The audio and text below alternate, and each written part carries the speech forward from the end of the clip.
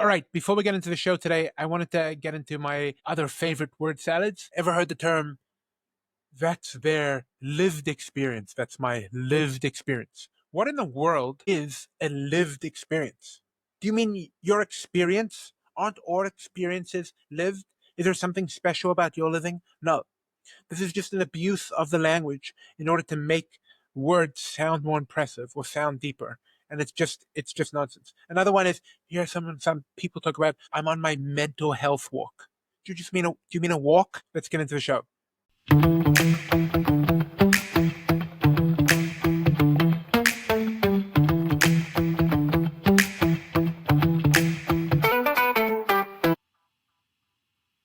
So Trump so Trump really wanted to upgrade Air Force One. He wanted to do it in the last term, and it's just taking forever. This inefficient government can't even produce a plane for themselves. So Trump found a solution this week when he was in the Middle East. Let's have a listen. Yes. Red, white, and blue. Red, white, and blue. He became frustrated by the long, expensive process of doing all that. But now, Qatar has offered him a quick fix. Whoa, Qatar has a quick fix? That's great. Let's see what it is. And he's on board. I would never be one to turn down that kind of an offer. I mean, I could be a stupid person and say, no, we don't want a free, very expensive airplane. So Trump says it like it is. They're giving him a free plane. And only a stupid person wouldn't take a free $400 million plane. Trump, do you know why? Forget about the constitutionality of this, which is severe. Do you know why? Trump, what is the word when somebody gives money to an elected official in order to get an outcome? When they give them something for free, like let's say like you're being prosecuted and you like go to the judge's house and you drop off money. What is that? What's the word for that free gift? Oh, right, that's called a bribe. Trump, you took a bribe. That's why these so-called stupid people don't take gifts like that. And if they do, they try to hide it because that's a shameful thing. That's a bribe.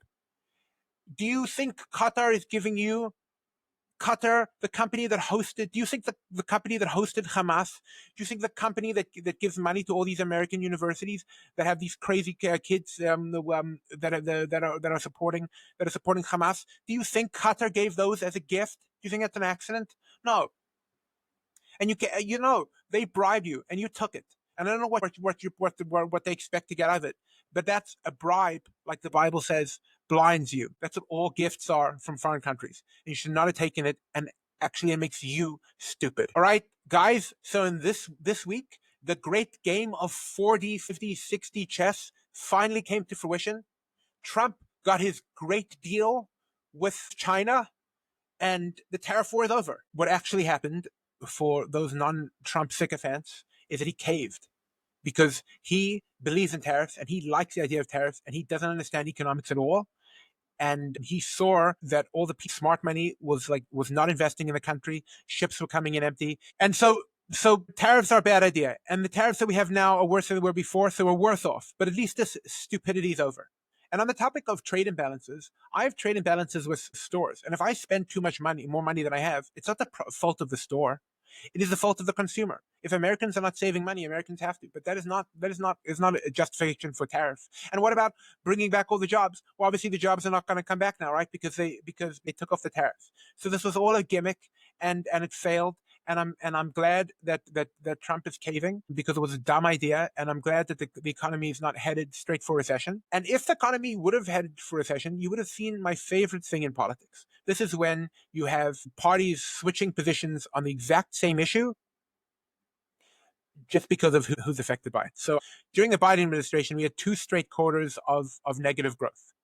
And that's always been defined as a recession. And everybody in left-wing media was twisting themselves into pretzels, explaining why it wasn't a recession, and everyone in the right-wing media was explaining why it was a recession. Now watch what happens if we have 2 straight quarters of negative growth. What will happen is that all the Trump sycophants will either say, "Well, look at the mainstream media; they can't keep their story straight," or they'll say, "No," they'll come up with some story why it's not really a recession. So we just bring down the discourse, and this happens every time. The same thing happened during Obamacare when it was originally a tax, and the Supreme Court, when it was a fee, then it was originally was a penalty, then it was a tax. Depending on which case they were arguing for, and yeah, politicians are all inconsistent because they have no values. So, very disturbing news story that came out this week, and I think it speaks to a lot of like the social problems we have with regarding to justice and law and order. And so the story was, there was a man who was killed in road rage, and the family of the deceased wanted the killer to have some sort of closure and forgiveness. So they generated this AI video. Let's have a listen. The AI version forgiving the shooter, scripted by Stacy. It is a shame we encountered each other that day in those circumstances. In another life, we probably could have been friends. I believe in forgiveness and in God who forgives. I always have. And I still do. I love that AI. Thank you for that. The state asked for 9.5 years. The judge gave 10.5 for manslaughter.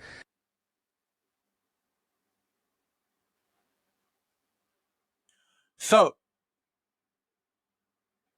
I saw this on the Matt Walsh show, and I found this story absolutely despicable.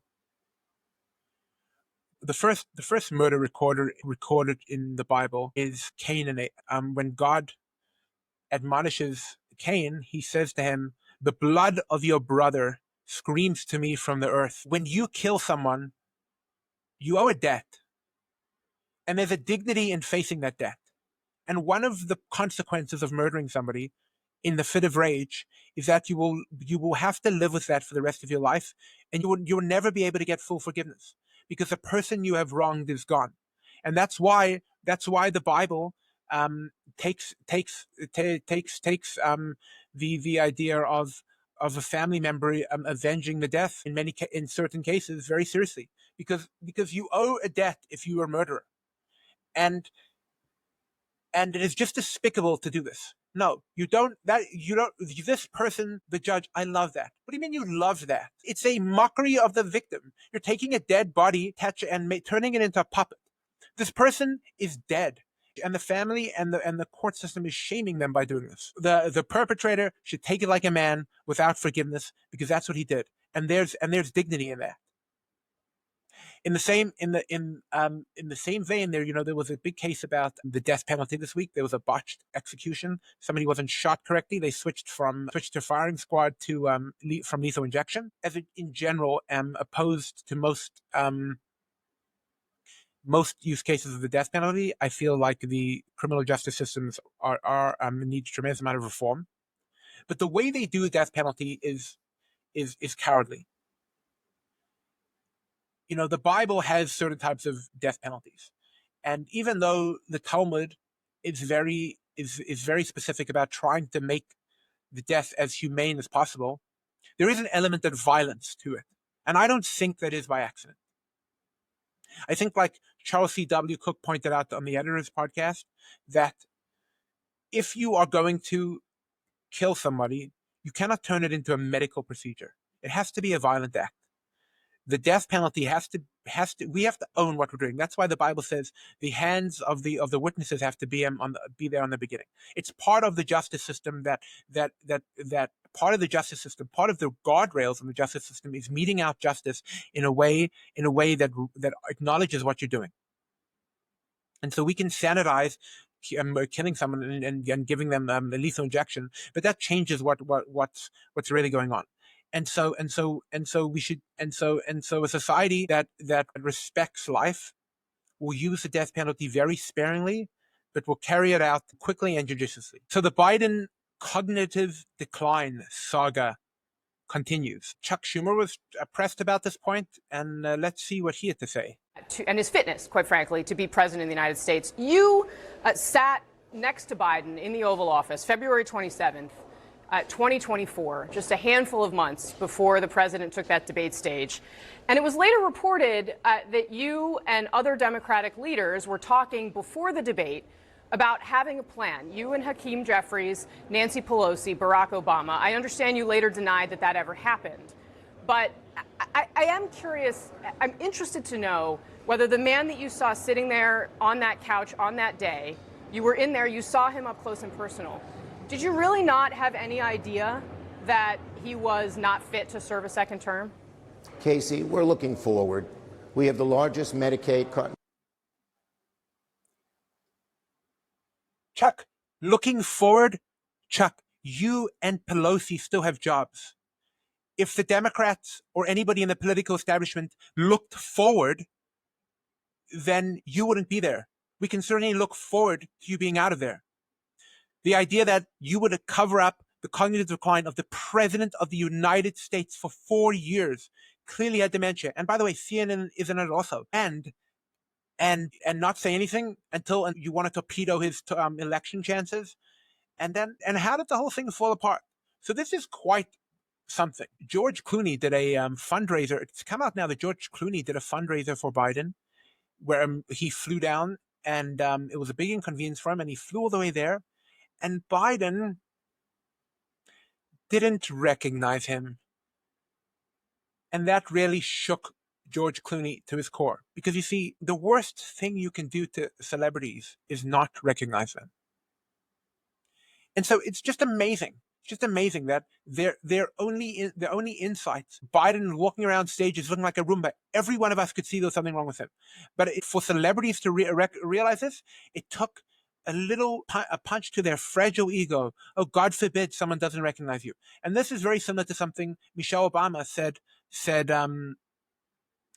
on her podcast. So this is Michelle Obama going to tell you why it's important to get off your phones, and she has some very important insights into this.